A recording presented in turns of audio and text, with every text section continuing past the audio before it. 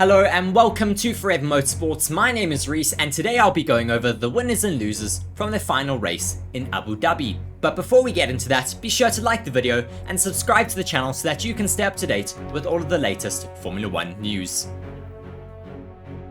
The final race in Abu Dhabi was a fitting curtain closer for the 2023 season, with Max Verstappen dominating the field as per usual.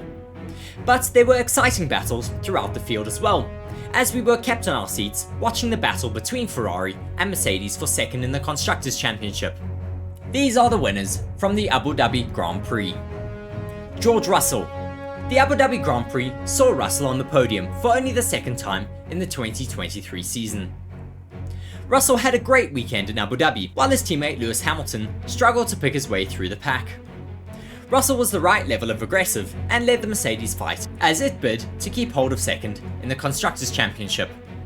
He was effective in passing Oscar early on after a couple of failed attempts, but that put him in the position to benefit from McLaren's slow pit stop, allowing him to jump Lando in the pits.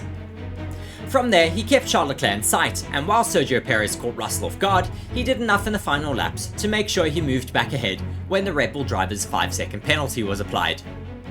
Doubling his 2023 podium tally was just a reward for spearheading the Mercedes attack when it needed someone to step up.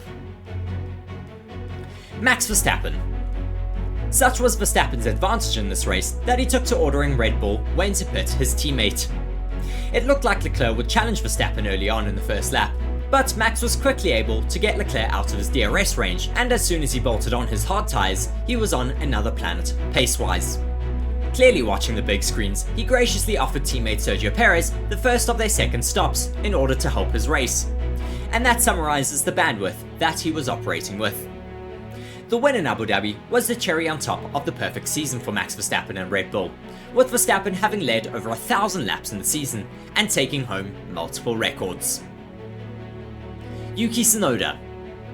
The race started with a nice tribute seen on his helmet to AlphaTauri team boss Franz Tost, who was retiring, and Yuki Tsunoda did everything in his power to send Tost off in the best possible way. Sadly, his first stint did little more than make him one of the few Japanese drivers to lead multiple laps of a Grand Prix, and although he was the top finishing one-stopper, it didn't work out as he dropped 2 positions from his starting place. 6th on the grid became 8th at the checkered flag. He wasn't scared to get his elbows out though, and while holding position over Lewis Hamilton on the first lap felt more due to a botched Hamilton effort than an amazing Tsunoda defense, he did place his car well and secured the position. Even after arguably taking the wrong strategy, he gave the team a fighting chance of beating Williams in the Constructors' Championship, even though it didn't work out in the end. Mercedes. Ultimately, there was little to celebrate in terms of the race itself. But by having both cars in the top 10, and crucially George Russell in 3rd, Mercedes held on to 2nd in the Constructors' Championship. It had held the place for most of the year, but a strong end to the season from Ferrari lowered the gap to 4 points pre-weekend. Given Mercedes only just pulled off the result, it feels a little bit like Ferrari lost this, rather than Mercedes winning it, owing to Carlos's bizarre and woeful weekend. Fernando Alonso. There are a couple of obvious blots on Fernando Alonso's Abu Dhabi copybook, most notably being his moan saying that we have the slowest car on the straight by far, and the peculiar moment where he appeared to inadvertently brake test Lewis Hamilton.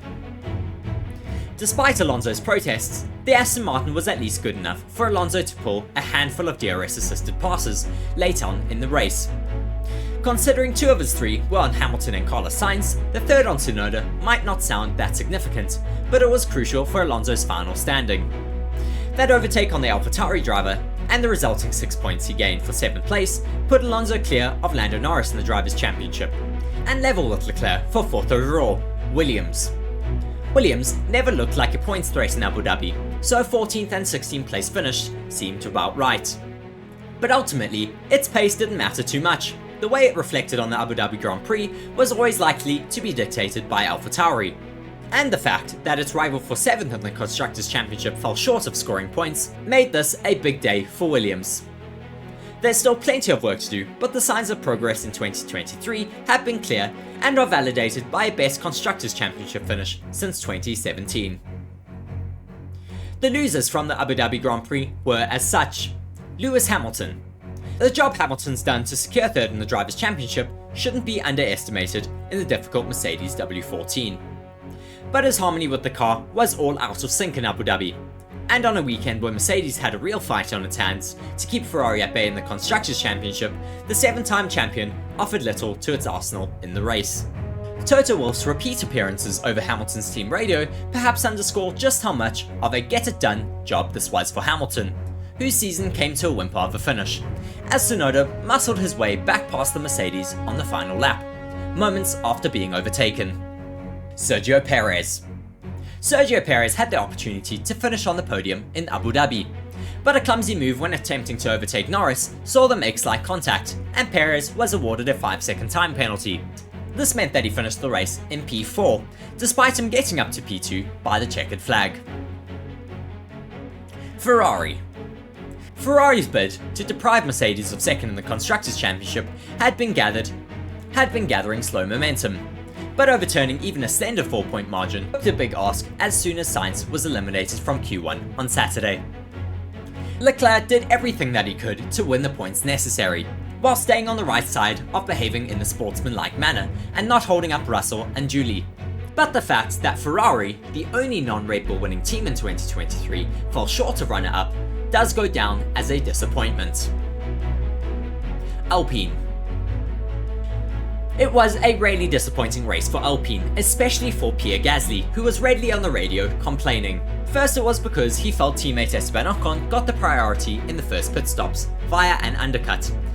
And then, not long after, Gasly locked up in the hairpin, and Hamilton nudged his rear end, causing damage. Already irked by the undercut incident with Ocon, Gasly then complained angrily, asking, "Why are we so slow?" It made for a painful watch as he limped home to 13th. Ocon had a relatively quiet race, with the longest stint on the hards to start it, to finish one place ahead of his teammate. AlphaTauri. Ultimately, Daniel Ricciardo's failure to match Yuki Tsunoda in qualifying contributed to AlphaTauri failing to usurp Williams for 7th in the Constructors' Championship. The Williams were 14th and 16th, so out of the points. Still, 8 points was always going to be tough to net, and arguably, its long first stint wasn't the right way to go with Tsunoda. Ricciardo had to pit early on, and coming back to 11th was a nice recovery, but fruitless. A disappointing way to conclude Tost's team principal career. Aston Martin. After such a strong start to the year, missing out on 4th in the Constructors' standings has to be a really disappointing result for Aston Martin. Fernando Alonso kept the 7th position he started in, and Lance Stroll moved forward from 13th to 10th. Alonso's gamemanship with Hamilton and a late pass on from Tsunoda helped to give him 4th in the Drivers' Championship, but McLaren finishing ahead ensured it sealed 4th in the Constructors. Carlos Sainz. The crash that he endured in FP1 and 16th in qualifying after traffic troubles really hurt Sainz and Ferrari this weekend. It almost felt like a hangover after the Vegas Grand Prix weekend, which was another nightmare for Sainz. In the race, a risky starting on the hard tyre strategy did not pay off, and doing a second stint on another set of hards really didn't pay off either. Ultimately, he was listed as retiring from the race in 18th position. After being Ferrari's strongest driver for a fair chunk of 2023, it's a very sad end to the year for Carlos Sainz. It was a disappointing weekend for Ferrari, not being able to secure second in the Constructors' Championship at the final round of the season. But we hope that they'll be able to bounce back next season and challenge throughout. Be sure to let us know in the comment section if you thought there were any other winners and losers from the Abu Dhabi Grand Prix, and be sure to like the video and subscribe to the channel. I've been Reece on Forever Motorsports. Cheers.